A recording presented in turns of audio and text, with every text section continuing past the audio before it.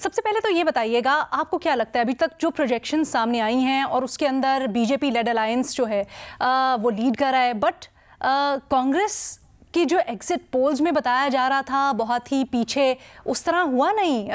जो अभी तक प्रोजेक्शंस हैं उसमें कांग्रेस ने बड़ी अच्छी जगह सिक्योर की है। सो ये एग्जिट पोल्स के नतायज और अब जो प्रोजेक्शंस आ रही हैं उसमें इतना फ़र्क क्यों है?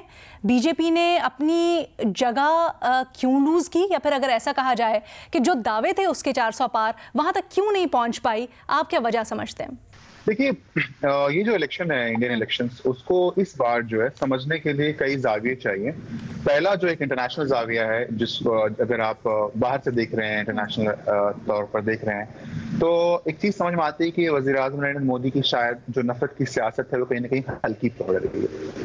एक दूसरा जो उसका जो नजरिया है देखने का, वो है इंडिया में बैठ के देखने का, जो नेशनल कैपिटल में है या इधर उधर रहते हैं, जो चीजों को समझ रहे हैं, देख रहे हैं, वो देख रहे हैं कि किस तरीके से वज़ीर-ए-आज़म नरेंद्र मोदी ने जो डेवलपमेंट के वादे किए थे या जो जिंदगी आसान करने की बातें कहते थे वो, और लेकिन अभी क्या हुआ कि अचानक से पिछले 10 सालों में इतनी तकलीफें आ गई, लोगों के पास सेविंग्स नहीं है और महंगाई बहुत तेजी से बढ़ गई है, बिजली के मसाइल हैं और मतलब खर्चों के बहुत ज्यादा मसाइल हैं। तो ये सब चीजें रिफ्लेक्ट कर रही हैं बीजेपी की। हार तो नहीं है, जीत है, ये भी काफी अच्छी जीत है, कोई बुरी जीत तो है नहीं बीजेपी की। बस ये कि उनके जो कॉन्फिडेंस का जो एक अंदाजा लगाया जा रहा था पहले से 400 पार की वजह से, तो वो उसका कहीं गुब्बारा फूटा है। तो उसकी वजह सिर्फ उन लोगों का कहते हैं कि समझ में, उन लोगों के, उन वोटर्स का बेसिकली, जो कहीं ना कहीं इस बात को मानने लगे कि भाई ये तो बीजेपी जो है कहीं ना कहीं उनके रोजी रोटी पर या उनके घरेलू जो मसाइल हैं उनको बढ़ा रही है और परेशानियां बढ़ा रही है। तो शायद ये कहीं ना कहीं रिफ्लेक्ट कर रहा है। अच्छा सोहेल, एक चीज़ और बताइएगा, आपने यकीन पाकिस्तानी इलेक्शंस भी फॉलो किए होंगे, क्या समझते हैं कुछ सब कॉन्टिनेंट में वोटर्स का माइंडसेट का चेंज है? क्योंकि ये ट्रेंड हमने एग्जैक्टली पाकिस्तान में भी देखा। जो प्रोजेक्शंस दी जा रही थी, जो पोल रिजल्ट्स थे इलेक्शन से पहले, रिजल्ट उससे अक्सर मुख्तलिफ आया। देखिए, मुझे इस बात की ज़ाती तौर पर खुशी होती है कि इंडिया और पाकिस्तान के बारे में लोग कहते हैं कि इनको जमहूरियत की पहचान नहीं, इन्हें समझ नहीं जमहूरियत क्या चीज़ है आम लोगों को। लेकिन अगर आप अंदाजा लगाएं, गौर से देखें, तो पता चलेगा कि एक आम से आम वोटर जिसने ABCD ना पढ़ी हो कभी, या जो किसी गांव में रहता है, उसे भी जमहूरियत का एक जायका लगा हुआ है, तो वो सब समझता है। और जब वोट देने की बारी आती है तो वो एकदम पलड़ा जो है पलट देता है। तो यही पाकिस्तान में शायद होता होगा, लेकिन इंडिया में हमने जब देखा तो जो डेमोक्रेसी प्रो लोग हैं, उन्हें इसी बात की तसल्ली है कि कम से कम आवाम में जमहूरियत का एहसास बाकी है, डेमोक्रेसी का एहसास बाकी है। शायद यही वजह है कि ये जो वोट शिफ्ट अचानक से आपको दिखा, कांग्रेस कहाँ एकदम हेटेड पार्टी हो गई थी, डिसरिगार्ड था लोगों के मन में कि ऐसी पार्टी है, हिंदू मुखालिफ पार्टी है और मुस्लिम है, सब कुछ होने के बावजूद वोटर्स ने अचानक से कहीं ना कहीं एक मोहब्बत दी कांग्रेस को। तो ये इस बात के लिए कहीं अक्कासी करता है बहुत ही वजाहत के साथ कि ये हमारी जो आवाम है वो जमहूरियत नवाज है और जमहूरियत का जायका उन्हें अच्छी तरह लगा हुआ है। जब जब उन्हें मौका मिलेगा वो इसको साबित करके रहेंगे। अच्छा, ये बड़ी दिलचस्प चीज़ है। क्या सुधिंदर साहब की तरफ लेके चलती हूँ, before we proceed on to the इम्कानात के आगे क्या हैं। ये जो अभी सुहेल साहब ने कहा, सुधिंदर जी, कि ये कहीं ना कहीं कांग्रेस की मोहब्बत, तो ये कांग्रेस की मोहब्बत वो जिस तरह से 1 साल से पूरी की पूरी लेकर जा रहे थे अपनी कैंपेन, उसका नतीजा आपको लगता है, या फिर जिस तरह की अभी हम बात भी कर रहे थे कि बीजेपी की पॉलिटिक्स या वो एक डिवाइसिव और फिर नफरत की पॉलिटिक्स कर रहे थे, ये उससे नफरत है? What is it exactly? देखिए, जो नतीजे आज सामने आ रहे हैं इसके पीछे कई कारण हैं। एक कारण एजाज साहब ने सही कहा कि जो आम लोगों की जो इकोनॉमिक कंसर्न्स, बेरोजगारी है, महंगाई है, इसका एक बहुत बड़ा इम्पैक्ट इस चुनाव में हमें देखने को मिला है। दूसरी बात, भारतीय जनता पार्टी ने एक नफरत की राजनीति, नफरत की पॉलिटिक्स चलाई जिसे आवाम ने रोक लगाई है। और इसके पीछे कांग्रेस पार्टी ने एक जबरदस्त कैंपेन किया।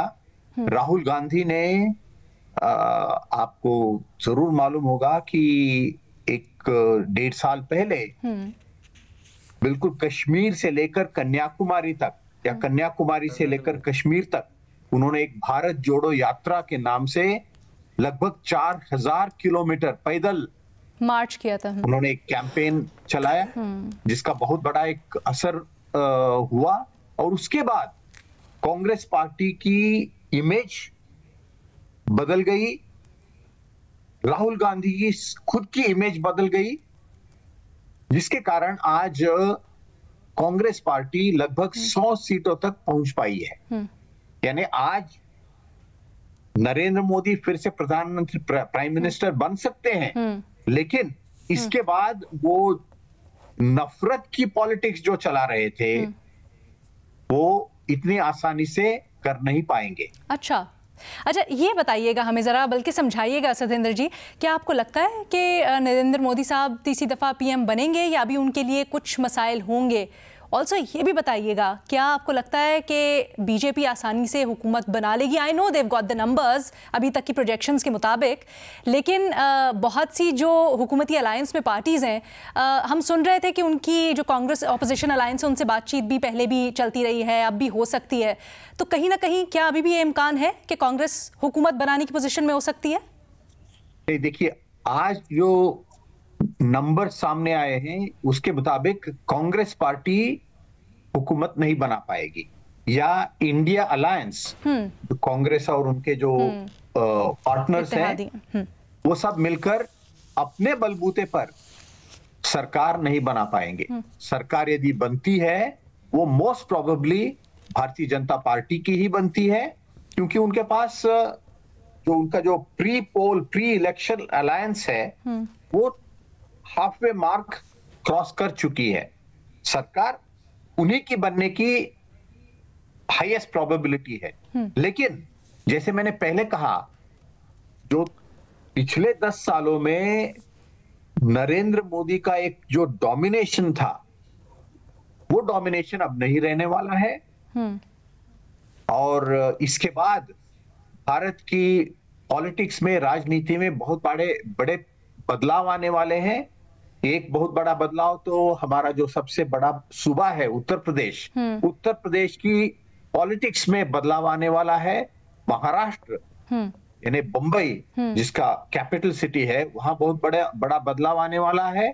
और ये बदलाव आप क्या समझते हैं, ये भी हमें थोड़ा सा एक्सप्लेन कीजिएगा, किस तरह का बदलाव? बदलाव यह है कि भारतीय जनता पार्टी एक कुछ 3-4-5 महीने पहले भी एक ऐसा माहौल बना था कि भारतीय जनता पार्टी को तो कोई हरा ही नहीं सकता है। One nation one party one leader, यानी पूरे इंडिया को चलाने की पार्टी एक ही है, भारतीय जनता पार्टी, और नेता लीडर एक ही है, नरेंद्र मोदी। ऐसा एक माहौल बन गया था जो आज के नतीजों के बाद वो नहीं रहेगा। ठीक है। महाराष्ट्र में, उत्तर प्रदेश में और कई सूबों में आने वाले महीनों में बदलाव आने वाला है, जिसके कारण भारतीय जनता पार्टी की ताकत और कम होगी।